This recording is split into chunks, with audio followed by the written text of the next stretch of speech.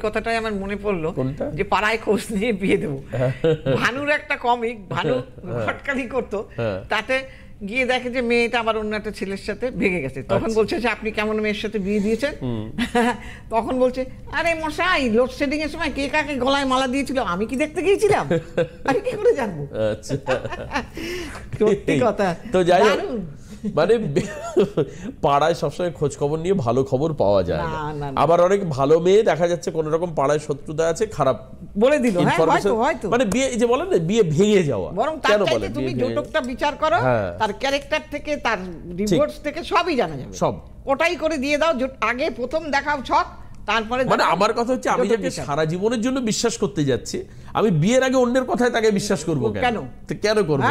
যখন আমার পন্থা রয়েছে জানার, হ্যাঁ আমার যখন জানার পদ্ধতি আছে। আমি এত টাকা খরচা করে ফেললাম, আজকাল কত টাকা খরচা হয় একটা সোনার জিনিস কিনতে, দম বেরিয়ে যাচ্ছে। সোনা মানে তুমি আজকাল একটা বিয়ে, আগে একটা বিয়ে 2 লাখ 3 লাখ বিয়ে নেমে যেত, এখন আজকে নানা করে 15 লাখ টাকা একটা বিয়ে করতে লাগে মোটামুটি ভাবে দিতে গেলে 12 থেকে 15 লাখ টাকা খরচা।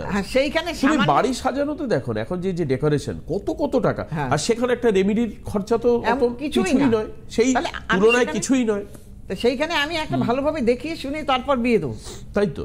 এবং যদি কোনো ত্রুটি বিচ্যুতি থাকে তারও একটা প্রোটেকশন আমি নিয়ে নেব। আরে আমি তো তারপরে সে দিদিকে বলতে পারবো যে দিদি আমি এর জন্য এটা করেছি, কি হলো এটা তো আমি বলতে পারবো, একটা অথেন্টিসিটি তো থাকবে অ্যাট লিস্ট। হ্যাঁ, যাদের না বলে দেয় যে এখানে বিয়ে করো না, অনেকে আবার কিরকম বলে জানো, যে বিয়েটা তো করে ফেলি তারপরে দেখা যাবে যা হয় হবে। হ্যাঁ, ও আমি সব ঠিক করে নিতে পারবো। তাই এরকম কেউ আবার বলে যে ও কি করে ছেলেদের বাঁধতে হয় আমি খুব ভালো জানি। আমি বললাম ভালো, তুমি সোনার শেকলে বাঁধো কি হীরার শেকলে বাঁধো কি লোহার শেকলে বাঁধো, বাঁধতে পারলেই হলো, আমার কিছু আসে যায় না। আমি যা দেখেছি তাই বলবো। তার 2 বছর যেতে পারিনি, কানতে কানতে আমার কাছে এসছে। যাও তুমি লোহার শেকলে বাঁধবে বলেছিলে না?